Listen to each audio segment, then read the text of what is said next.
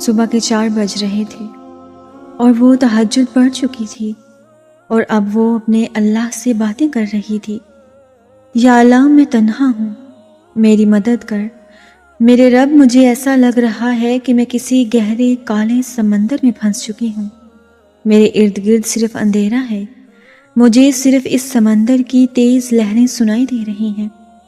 یا اللہ، میں ڈر رہی ہوں، مجھے خوف سے یہ لہریں مجھے ڈبو دیں گی، مگر میرا یہ ڈر تجھ پر یقین سے بڑا نہیں ہے۔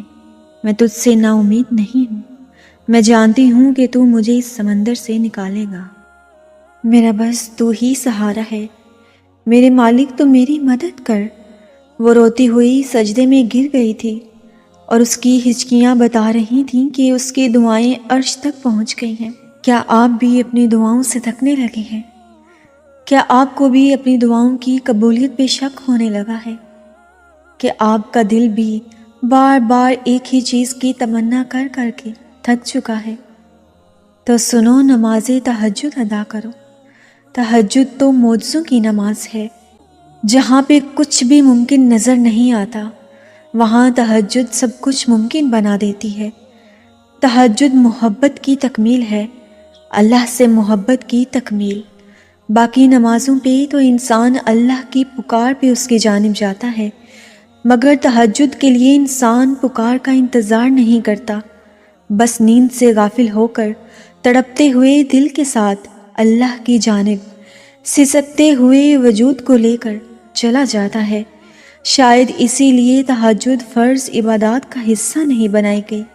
یہ تو بس وہی پڑھ سکتا ہے جس کو اللہ سے عشق ہو گیا ہو، ایسا عشق جس کے بعد محبوب سے گفتگو کیے بغیر دل کو چین نہ آتا ہو، ایسا عشق جس کے بعد محبوب کے ہر حکم پہ چپ چاپ سر کو جھکا لیا جاتا ہو۔ تبھی تو اللہ کی سب سے لاڈلی عبادت تہجد ہے، اور اس تک اللہ اپنے لاڈلے بندوں کو ہی رسائی دیتا ہے، کبھی غم دے کر تو کبھی راتوں کی نیند اڑا کر۔ وہ اپنے پسندیدہ بندوں کی آواز سننے کے لیے پکارنے کے کئی بہانے بنا دیتا ہے۔ نہ آزمائش ہمیشہ رہتی ہے اور نہ یہ مرحلہ مستقل ہے۔ وہ جو عادل ہے وہی کفیل بھی ہے۔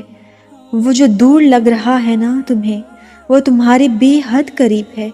وہ مانگی ہوئی کوئی دعا رد نہیں کرتا۔ وہ تہجد کے سجدوں کو کبھی ضائع نہیں کرتا۔ جہاں کسی کی پہنچ نہ ہو، وہ وہاں سے راستے نکال لاتا ہے۔ تہجد بہت طاقتور عبادت ہے، کیونکہ یہ ثواب یا گناہ کے خوف سے عاری ہے۔ تہجد تک انسان تب پہنچتا ہے جب ساری حسرتیں دل کا ساتھ چھوڑ دیتی ہیں۔ پھر انسان یہ نہیں سوچتا کہ اتنا ثواب ملے گا یا اتنا گناہ ملے گا، تب بس انسان یہ سوچتا ہے کہ اللہ ملے گا، اللہ سے ملاقات ہوگی۔ پھر تہجد کا پہلا سجدہ آخری سجدے کی طرح کیا جاتا ہے، جیسے ابھی جان نکل جائے گی، جیسے ابھی اللہ کی محبت سے دل پھٹ جائے گا۔ بس پھر ہم ہوتے ہیں اور اللہ ہوتا ہے، پھر وہ سب مکمل ہو جاتا ہے جو کبھی ادھورا رہ گیا ہو۔ تہجد سے بڑی عشق کی کوئی دلیل نہیں۔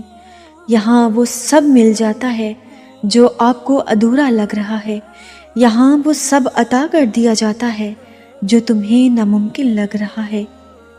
رات کے تاریک ترین پہر میں جب کوئی شخص اپنے رب کے حضور حاضر ہوتا ہے تو وہ رب اس بندے کے دل میں آنے والی ہر دعا کو قبول کرتا ہے۔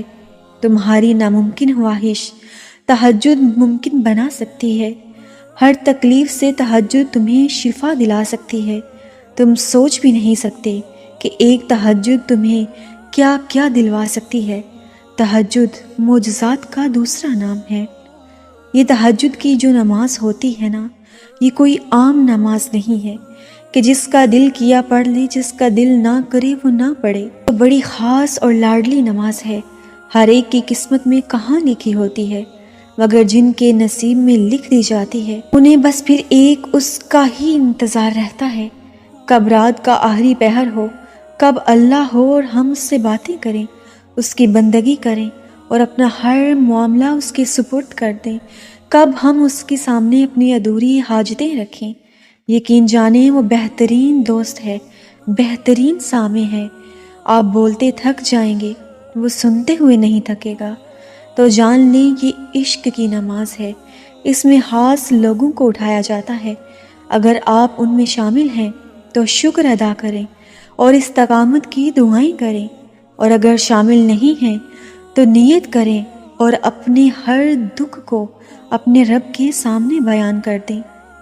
اور کبھی نہ کبھی ہماری زندگی ایسے موڑ پر آ ہی جاتی ہے جب یہ لگتا ہے کہ ہمارے لبوں اور دلوں سے نکلنے والی دعائیں بے اثر ہو گئی ہیں، ہمارے سجدے اور ہمارے پھیلے ہوئے ہاتھ رحمتوں اور نعمتوں کو اپنی طرف موڑ نہیں پا رہے ہیں۔ یوں لگتا ہے جیسے اللہ سے کوئی تعلق تھا جو اب ٹوٹ گیا ہے، اور نا امیدی ہم پر غالب آنے لگتی ہے۔ تو سنو اللہ قرآن پاک میں کیا فرماتا ہے، کہہ دو میرے ان بندوں سے جنہیں حالات ناممکن لگ رہے ہیں، میں ہر شے پر قدرت رکھنے والا ہوں۔ تہجد وہ آخری مرہم ہے جس کے بعد نہ کوئی زخم ستاتا ہے اور نہ ہی کوئی غم رلاتا ہے۔ نیند قربان کر کے جب روتی ہوئی آنکھیں اللہ کو مناتی ہیں نا، تو خواب حقیقت بن جاتے ہیں اور تعبیریں کن میں بدل جایا کرتی ہیں۔ اور آپ کی کہانی کو اللہ تہجد تک لاتا ہی تب ہے جب وہ چاہتا ہے کہ میرا بندہ مجھے منائے، مجھ سے باتیں کرے، میرے سامنے اپنی جھولی پھیلائے تاکہ وہ اس کی مانگی ہوئی مرادیں پوری کر سکے۔ وقت اور حالات ہمیں ان راستوں پر چلنے پر مجبور کر دیتے ہیں جن سے ہمیں تکلیف پہنچتی ہے، لیکن وہ راستے ہماری بہتری کے لیے ہوتے ہیں۔ وقت بھی بدلتا ہے اور نصیب بھی، لوگ بھی بدلتے ہیں اور حالات بھی۔ جیسے اللہ آسمان پہ تاریکی کے رنگ ہمیشہ نہیں رکھتا اور اس کو دن کے رنگ برنگے اجالوں سے بھر دیتا ہے، ویسے ہی وہ ہچکیوں کو مسکراہٹوں میں بدل دیتا ہے۔ اور اگر وہ آپ کو تہجد تک لے آیا ہے تو سمجھ لیجئے کہ اب صلے کا وقت قریب آ گیا ہے، اب قبولیت کا وقت ہے، اب ان تمام کہانیوں کے مکمل ہونے کا وقت ہے جن کا مکمل ہونا آپ کی نظر میں ناممکن ہے۔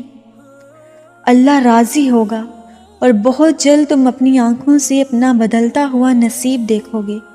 تمہاری ان ضبط کرتی ہوئی آنکھوں کے لیے اللہ کے پاس بے شمار وسیلے ہیں، تمہارے صبر کرتے وجود کے لیے اللہ کے پاس ہزاروں معجزے ہیں۔ جب وہ تمہارے سوچے ہوئے ارادوں میں شکست دیتا ہے تو پھر وہ تمہیں اپنی قدرت دکھاتا ہے۔ ڈرو نہیں، دعاؤں کو ضائع نہیں کرتا، وہ تمہیں اپنے رستے پر چلا کر تمہاری منزل تک لے جاتا ہے۔ یہ دیری تو اس کی محبت کا نرالا سا انداز ہے، جس کی بات جائے اسے وہ اس کی آواز بار بار سننا چاہتا ہے۔ صبر رکھو، ایک راستہ بند ہونے کے باوجود اس کے پاس تمہاری دعائیں مکمل کرنے کے ان گنت طریقے ہیں۔ اگر وہاں سے نہیں جہاں سے تمہیں امید تھی، تو وہاں سے جہاں سے تمہیں گمان بھی نہیں ہوگا وہ کن کہے گا اور تمہارا بکھرا وجود پھر سے سمٹ جائے گا۔ جب رات کے آخری پہر اللہ تمہیں خود چنتا ہے تہجد پڑھنے کے لیے، تو پھر سوچو وہ تمہیں خالی ہاتھ کیسے لوٹائے گا۔ اس لیے جب بھی رات کے آخری پہر آنکھ کھلے تو اسے بے وجہ مت سمجھ لینا، اس کا مطلب ہے کہ اللہ تم سے تہجد میں ملاقات کرنا چاہتا ہے۔ اللہ تعالیٰ آپ کو، مجھے اور ہم سب کو تہجد کی نماز کا پابند بنائے۔